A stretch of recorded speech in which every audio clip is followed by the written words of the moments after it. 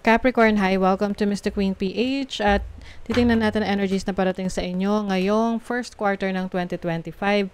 So that's January, February, March. Ayan. So if you're interested in private readings, meron tayong link sa description at sa pinned comment. Paka-check nyo na lang information kung paano mag-book for a private reading. And please subscribe to our channel to show your support.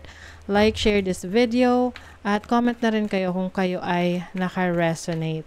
Ayan, and thank you sa mga hindi nagsiskip ng ads. I really appreciate your support. So, let's begin, Capricorn. And by the way, happy birthday, happy solar return sa inyo, Capricorn. I wish you all the best, happiness, success, good health. Okay, Capricorn. First quarter, January, February, March 2025. What are the energies? Ooh, okay. Second house. Second house is the house of finances. Your income, your resources. Ayan. You also have the South Node in Libra. South Node is about your past. Ito yung na-master mo na in your past life. So, pwedeng meron kang mga skills na alam mo magaling ka doon, pero hindi mo ginagamit. So, ngayon, gagamitin mo na siya.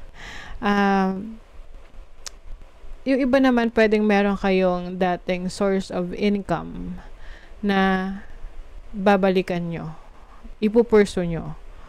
Halimbawa, dati kayong nag-work sa call center. So, pwedeng babalik kayo sa call center. O kaya naman, dati kayong nag-online selling. Babalik ulit kayo sa online selling. So, marami. Kung ano-ano pang mga opportunities na yan. And with Libra energy here, I think, itong mga sources of income na papasukin mo or ipupurso mo ay sisiguraduhin mo na nababalanse mo yung oras at panahon mo sa mga mahal mo sa buhay, sa priorities mo. So, kumbaga, hindi lang sa isang aspeto ka ng buhay magfo-focus. So, it has to be balanced. Isa sa gagawin mo na bibigyan mo ng attention, full attention dito, yung sources of income mo na may kinalaman sa iyong creative talents and skills. And this is also growth. So, I see you growing your finances, growing your sources of income. Pwedeng yung iba, meron kayong properties na hindi nyo naaasikaso. So, ngayong first quarter ng 2025, aasikasuhin mo na yan para ma-reassess mo kung paano mo to mamomonetize. So, example, meron kang bakanteng lote. So, isipin mo, paano mo mamomonetize yun? Either patayuan mo ng, paparentahan mo, o kaya taniman mo ng mga root crops, or fruit-bearing trees, things like that.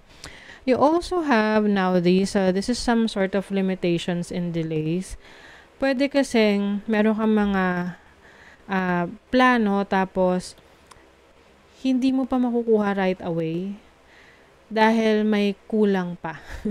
So, maraming reasons kaya na-delay yung isang bagay. So, isipin mo na lang na kaya may delay ay it's for your protection. It's for your own good.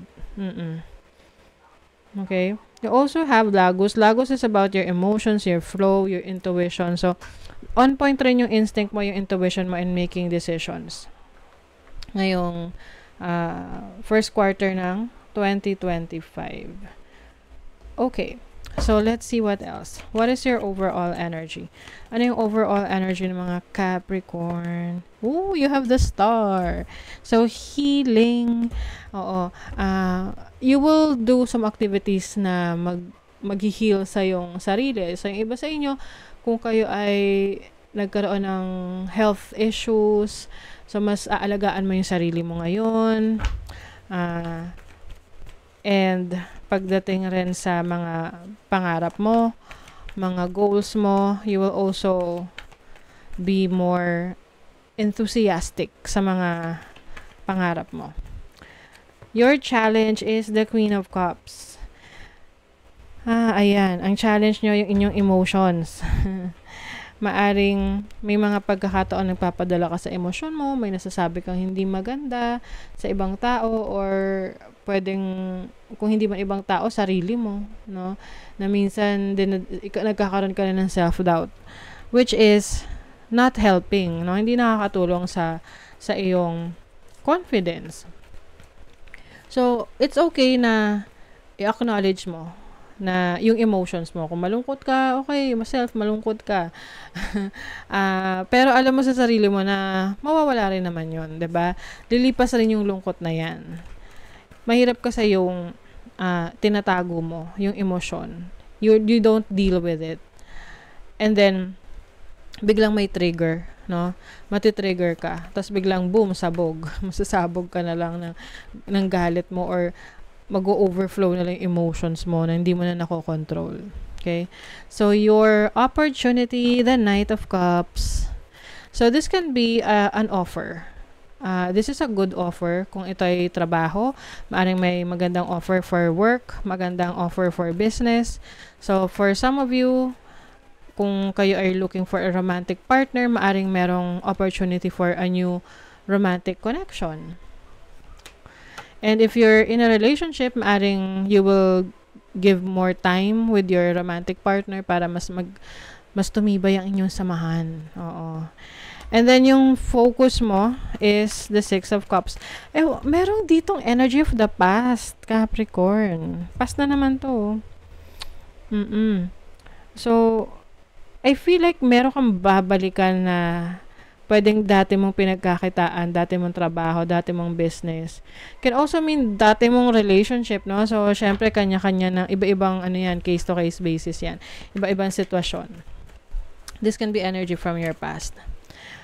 Kung hindi man yung iba sa inyo, kung may mga anak na kayo, you will also give more focus sa anak nyo, lalo na kung meron tong pangangailangan talaga na you have to be there for them, lalo na kung nag-aaral na or merong special needs.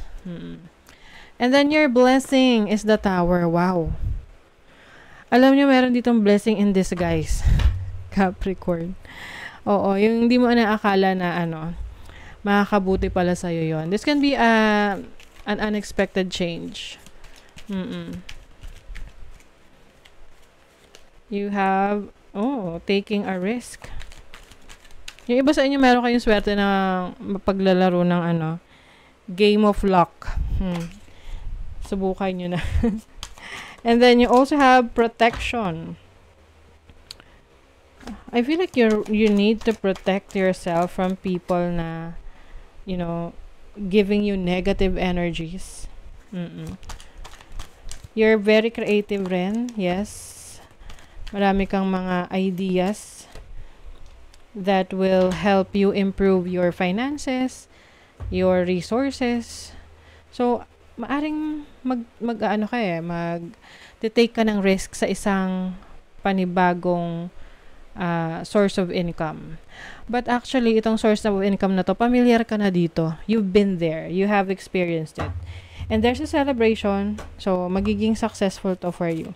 You will also spend time with some family members dahil sa special event. Ayan, Capricorn, dinadala ka sa destiny mo. Oo.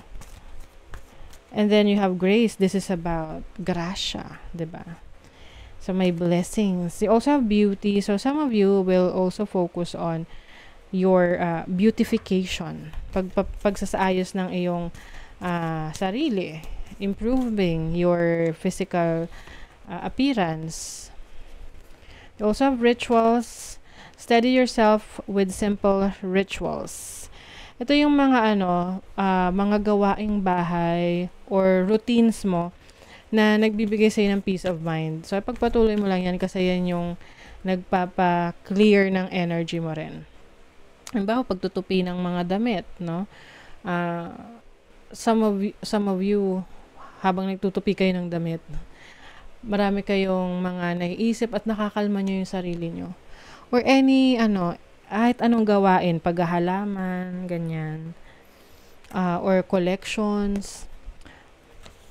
invitation. The words you speak are an invitation to life, a request to bring energy into form. Choose your words carefully. Yes, piliin daw ang mga words na lalabas sa iyong bibig. Dapat ito ay mga positibo para yun din yung ma-attract mo. Kasi it's like you are making affirmations eh. Okay? So that is your reading, Capricorn. Thank you so much. See you again.